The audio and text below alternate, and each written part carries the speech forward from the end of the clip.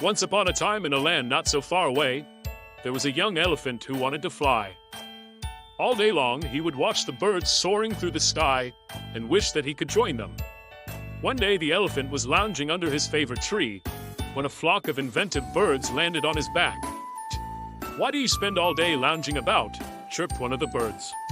"You should spend your time doing something more productive, like trying to fly." The elephant explained that he had a strong desire to fly, but the birds just laughed at him. "You fly? That's the dumbest idea we've ever heard. Elephants are too heavy to fly. You'll never be able to fly." The elephant was deeply disappointed, but he didn't want to admit defeat. So he decided to prove the birds wrong. He began by walking up a tall hill, and from the top he took a running leap into the air. Of course he couldn't fly, and much to the amusement of the birds, he landed with a loud thud on the ground below. Panting from the effort, the elephant slowly made his way back up the hill. This time, he gathered a large rock in his trunk and swung it over his head like a bird about to take flight.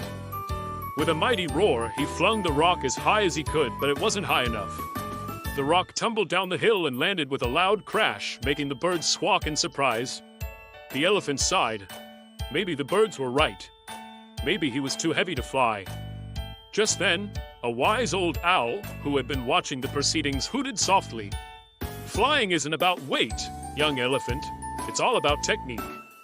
The elephant looked up in surprise. "Oh, really?" he said. "Then why don't you teach me?" The owl spread his wings. "I would like to, but I'm afraid I'm a little rusty. You see, it's been years since I've flown." The elephant nodded understandingly. "Well then, how about those birds over there?" the elephant asked, pointing his trunk towards the flock of inventive birds. They seemed to have plenty of flying experience.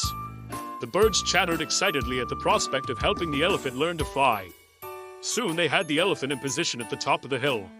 One bird stood on his trunk, another on his tail, and the rest formed a tight V shape in front of him, flapping their wings hard to create a powerful gust of wind. "All right, elephant, take a big deep breath, hold it, and then let go," shouted one of the birds. The elephant did as he was told. He held his breath and let out a loud blast of air, which sent him shooting forward into the sky. For a few glorious moments, the elephant was flying, soaring above the trees with the birds in perfect formation around him. But as quickly as he had started to rise, gravity began to pull him back down to earth. The birds struggled to keep up with him as he plummeted towards the ground, but they were no match for the force of his descent. One by one, they fell away from him until he was completely alone. The elephant tried to steady himself, but he was spinning wildly through the air. Then he remembered the wise owl's words. Flying wasn't about weight, it was about technique. With a deep breath, he straightened his flapping ears, spread his legs wide and braced his feet, turning his plunge into a landing.